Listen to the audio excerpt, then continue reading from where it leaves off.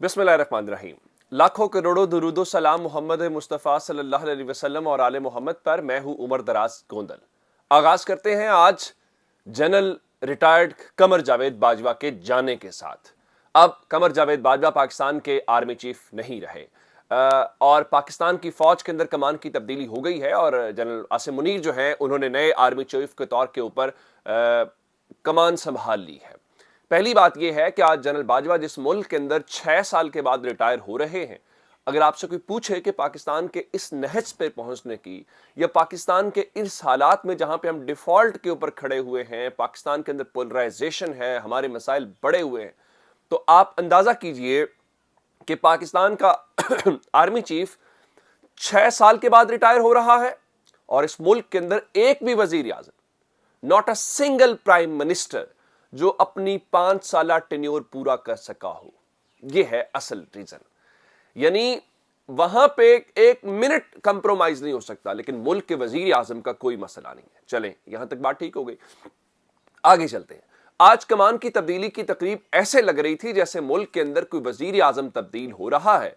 Media भी live दिखा रहा था। मैं सिर्फ ये पूछना चाहता हूं कि क्या जब एयरफोर्स के अंदर या नेवी के अंदर कमान की तब्दीली होती है, क्या वहां पे भी टीवी पे इसी तरह लाइव नशर की जाती है, या सिर्फ ये अस्करी जो इदारा है, जो बर्री फौज है, सिर्फ उसको ही ये सहूलत हासिल है? फिर एक और बात है, अगर आप ये समझना चाहते हैं कि दुनिया कहां है और हम कहां पे हैं, क्या इंडिया के अंदर, क्या बांग्लादेश के अंदर, क्या श्रीलंका के अंदर, या जो बाकी हमारे हमसाय ममालिक, में महज़ब मुल्कों की तो बात ही नहीं कर रहा, चाइना भी शामिल कर लेते हैं, क्या वहां पे कमान की तब्दीली इतनी ही बड़ी तकरीब होती है?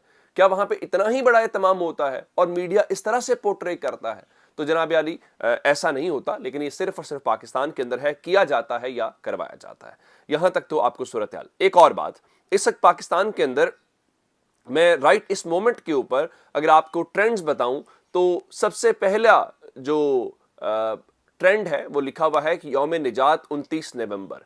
उसके बाद एक और ट्रेंड भी है और तीसरा ट्रेंड भी है, यानी तीनों ट्रेंड जो हैं वो कमोबेश इसी मामले से जुड़े हुए हैं, जिससे आप अंदाजा कर लें कि हुआ क्या। मैंने आज ये कहा कि आम तौर पे होता यह है कि जब कोई शख्सियत रुखसत होती है तो लोग दुखी हो जाते हैं, उदास हो जाते हैं, उसकी कुर्बानियों को याद करते हैं। लेकिन आज ऐसा क्यों है कि पाकिस्तान के अंदर और सोशल मीडिया के ऊपर बिलखुसूस ये मालूम हो रहा है जैसे खुशी का समा है, कोई यौम तशक्कुर है? ऐसा क्या है कि पाकिस्तान के अंदर किसी एक शख्स के जाने के ऊपर ये सूरत हाल है? ये माजी में कभी भी नहीं रही। और ये एक और मैं जो आपको बात बताना चाहता हूं, इससे कुछ ज्यादा फर्क नहीं पड़ेगा। उसकी वजह क्या है? शख्सियात के बदलने से सोच नहीं बदल जाती। वहां पे एक सोच है और सारे ही उस सोच का प्रचार करते हैं। जिस दिन वो सोच बदलेगी वो हकीकी खुशी का दिन होगा। अब मैं आपको बताना ये चाहता हूं कि आज जो तब्दीली हुई, 17वें आर्मी चीफ के तौर पे उन्होंने कमान संभाल ली है और जनरल बाजवा और जनरल आसिम मुनीर दोनों जो है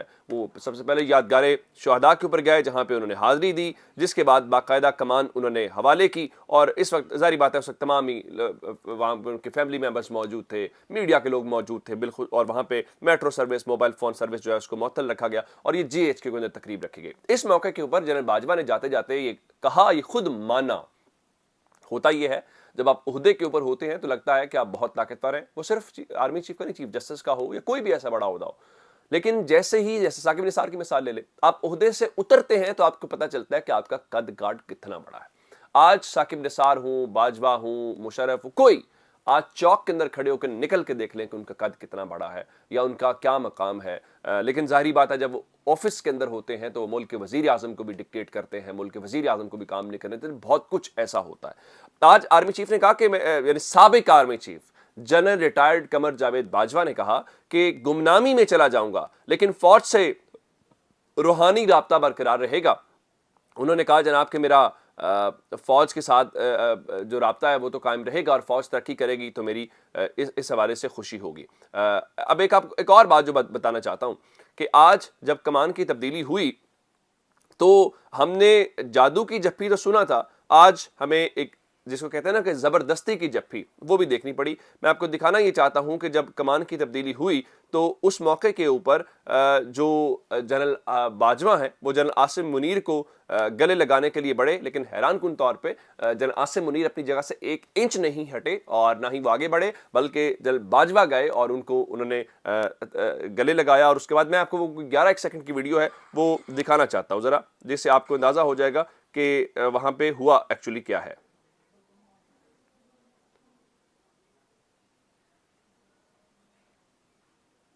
یہ دیکھیے گا، یہ دیکھیے،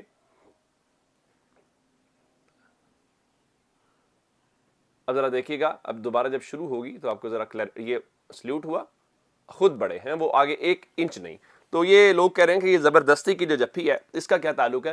ظاہری بات ہے جب آپ جاتے ہیں تو پھر سب کچھ ایسا ہی ہوتا ہے، اور آپ دیکھیں گے کہ آج ان کے جانے کے ساتھ بہت کچھ تبدیل ہوتا ہوا نظر آئے گا۔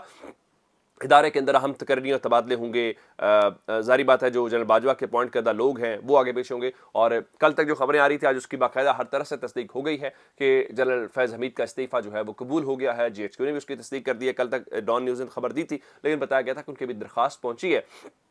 بہت سارے لوگ کہہ رہے ہیں کہ وہ نئے آرمی چیف کو شاید سلیوٹ نہیں کرنا چاہتے تھے تو وہ اس سے پہلے ریٹائر ہو گئے، لیکن انہوں نے یہ پیغام بھیجا، میرے جو ہمارے پاس خبریں آئیں کہ انہوں نے مبارکباد ضرور دی ہے جنرل عاصم منیر کو۔ اور اس کے بعد اب آ جاتے ہیں کچھ سیاسی معاملات کے اوپر، اور سیاسی معاملات کے اوپر آپ جانتے ہی ہیں کہ معاملہ ایسا کیا ہے۔ ایک جانب کہا جا رہا ہے جی ہم اسمبلیوں کو روکیں گے، اور دوسری جانب کہا جا رہا ہے جی ہم 90 دن کے اندر الیکشن کروا دیں گے۔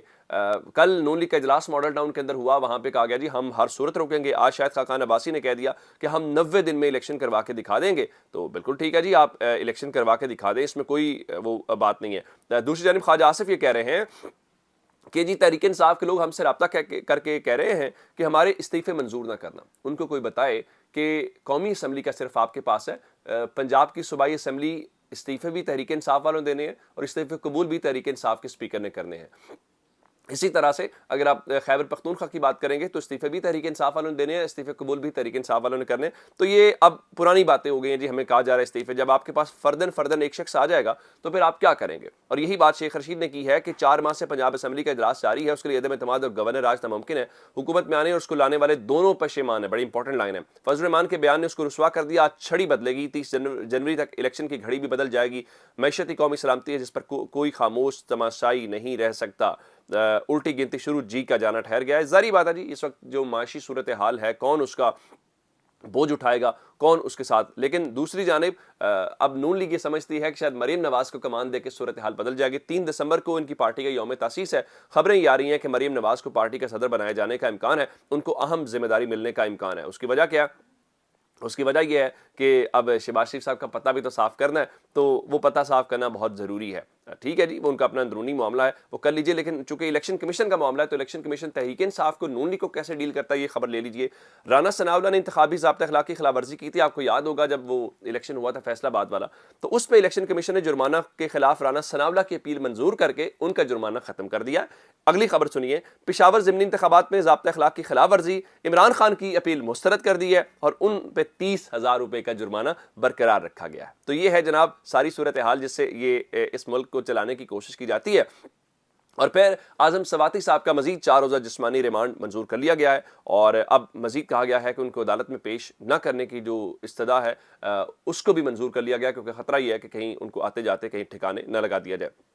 دوسری جانب ایک اور خبر جو ہے، انصار عباسی صاحب اب چونکہ جنرل فیض کے بارے میں وہ ساری باتیں کرنی ہیں، حالانکہ آج جنرل فیض بھی ریٹائر ہوئے ہیں، کوئی اس قسم کی باتیں نہیں ہو رہی۔ تو جنرل فیض حمید نون لیگ کے رہنما خصوصاً سلمان شہباز اور مریم اورنگزیب سے رابطے میں رہتے تھے، یہ انصار عباسی کا دعویٰ ہے۔ میرے خیال سے کوئی فرق نہیں پڑتا جنرل فیض حمید کے جانے سے۔ یہ کہتے تھے کہ جہانگیر ترین کے جانے سے تحریک انصاف کو فرق پڑے گا، کوئی فرق نہیں پڑا۔ یہ کہتے تھے کہ علیم خان کے جانے سے فرق پڑے گا، کوئی فرق نہیں پڑا۔ کسی اور کے جانے سے کوئی فرق پڑے گا، کوئی فرق نہیں پڑے گا۔